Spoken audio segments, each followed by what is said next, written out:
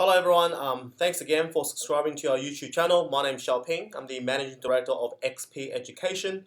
Now today I'm going to keep on going with our introductory microeconomics and more specifically with our topic 6, which is on the production cost. Okay.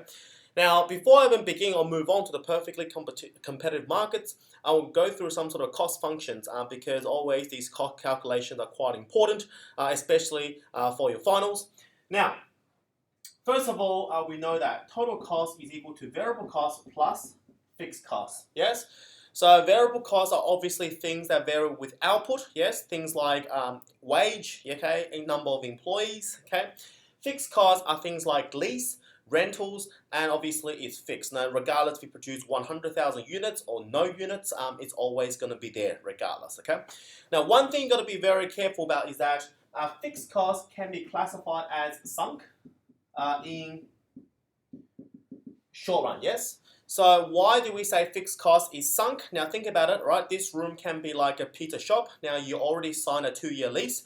Now no matter you produce pizzas or you don't produce pizzas, the rental expense is already classified as sunk because no matter what you do, you always have to pay, right?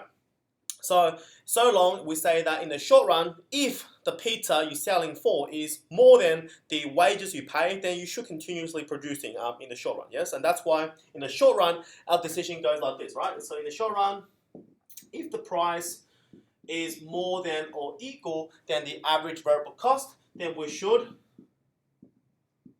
operate, yes? But if the price is smaller than the average variable cost, which means that the price itself for your goods is not even enough to cover your wages, then your decision is to shut down, yes?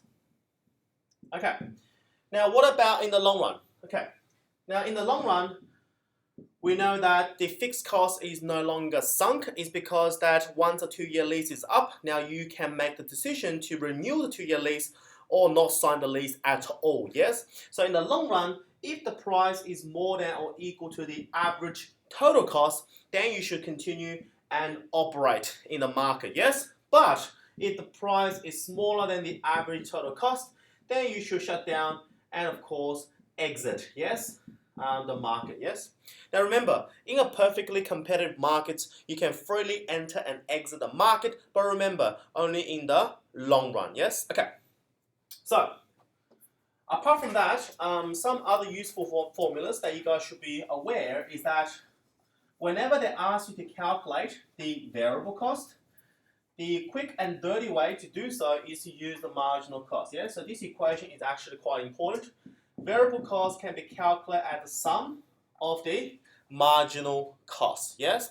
So give you guys an example. So imagine that we have fixed cost is equal to 10, 10, 10, 10, and 10. And our variable cost, it's going to be 0, 5, okay, 9, 13, and 15. Yeah, so this is for output of 0, 1, 2, 3, and 4 units, okay? All right. Now we know that because that the fixed cost does not vary with the output, is always 10, yes? So the total cost is simply FC plus VC is equal to our total cost. So it's going to be 10, 15, 19, 23, and of course 25. Okay, now how do I calculate the marginal cost? The marginal cost is going to be the additional cost for undertaking an additional unit of an activity. So in this case, what is the additional cost if I were to produce 1 more units more in this direction, yes? So from 0 to 1, the additional cost is going to be from 10 to 15, and it's going to be 5, okay? The next one is from 15 to 19, it's going to be 4, it's going to be 4, and of course 2, yes? And that is our marginal cost, okay?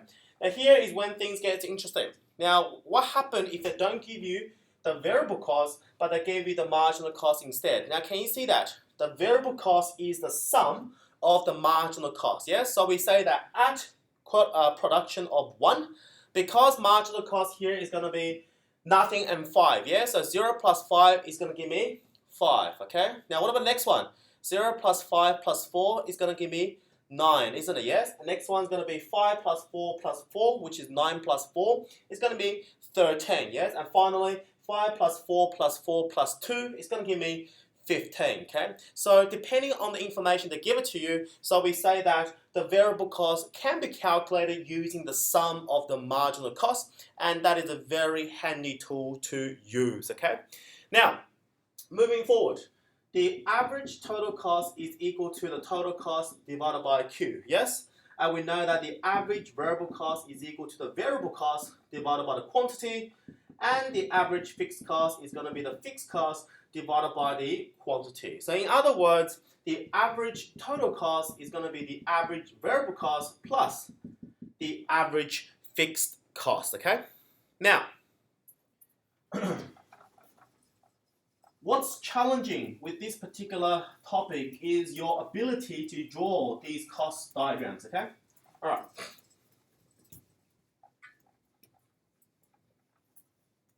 Okay, so we have the output on the x-axis, and we have some sort of a dollar sign on the vertical axis, okay?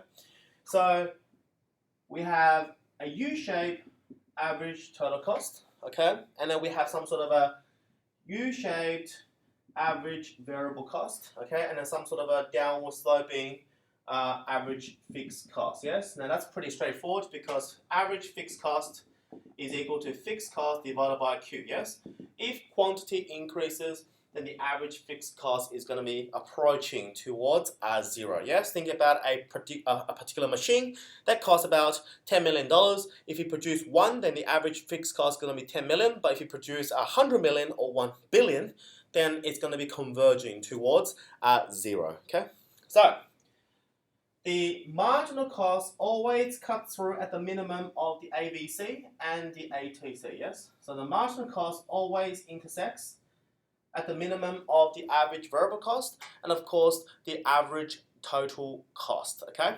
So more specifically, if the marginal cost curve is below the average total cost is downward sloping, yes? And if the marginal cost curve is above the average total cost is upward sloping, okay? Now, one of the common questions are always getting is that, well, how do we know what is the difference between this long run average total cost and this short run average total cost? So here is exactly a good diagram to show you guys what are the realistics or some sort of characteristics between the long run average total cost and the short run average total cost, okay? Now, this is the long run average total cost, yes? Now we know that it will embrace at the minimum of the short run average total cost, okay? Now the reason is actually quite straightforward. Now why is the long run average total cost embraces all these short run average total costs? It is because that in the short run, at least one input is fixed, yeah? So you cannot vary. But in the long run, both production methodologies can be varied, which means that it allows you to be able to achieve these minimum costs, yes, in the long run. So we say that the long run average total cost embraces at the minimum of the short run average total cost, okay? All right. Now, before we finish with this particular video, I do want to go through one more thing, okay?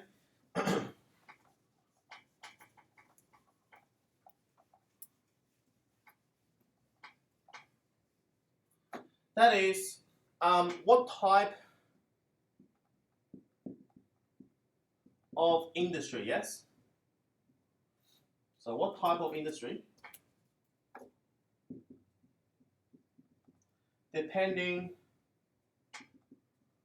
on the marginal product of labor, okay? Now, one of the best things that I used to do when I was back in university is to use hand gestures that help you to remember, yes? So, your right hand could be the marginal product and your left hand is the cost, okay? So everybody drop your pens, okay? So, and repeat after me. So if I have a increasing marginal product of labor, then I will have a decreasing cost industry. So if I have a increasing marginal product of labor, then I have a decreasing cost industry. If I have a diminishing marginal product of labor, then I will have a increasing cost industry, yes?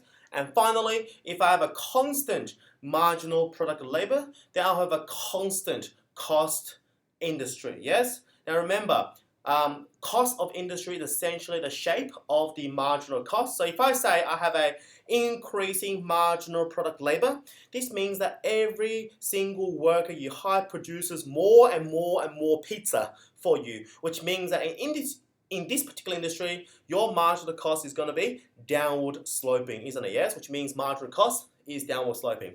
But if I have a diminishing marginal product of labor, this means that every particular worker you're hiring is becoming less and less efficient. This means that your marginal cost is going to be higher. We call this the increasing cost industry. And finally, if every additional worker you hire produces the constant marginal product labor, then this means you have a constant marginal cost. Okay? And that is a very useful tool to have, especially if you cannot remember these terms, but just remember this Egyptian dance, and that will hopefully help you out in terms of marginal product labor versus the marginal cost. Now, thanks again for subscribing to our YouTube channel. Now, I will continuously uploading these videos. Now, the next topic is going to be on the perfectly competitive markets. Now, please do subscribe and share it on YouTube, and I look forward to seeing you guys next time. Thank you for watching. Take care. Bye-bye.